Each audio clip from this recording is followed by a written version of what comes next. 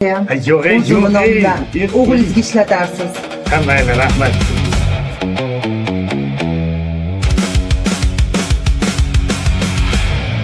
Ata cho'chiyapman. Endi har doim nogiron bo'lib yuramanmi? Ey bola, yo'q joydan omad kelyapti. Foydalanib qolish kerak. Bu yerdagi doktorlar ahvolim biladi-ku. Ahmoq. Men gaplashdim.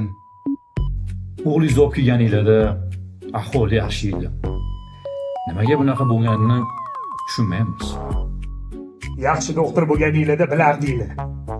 Nimaga unaqa deysiz? O'zi yosh bolada birdaniga falaj bo'lib qolishiga sabab yoki bosh miyaga qon quyilishi yoki tomirlar bilan muammo bo'lgan bo'lishi mumkin. Faqat taxmin. Aniq tashxis yo'q sizlarda. Aniq tashxis bo'ladi.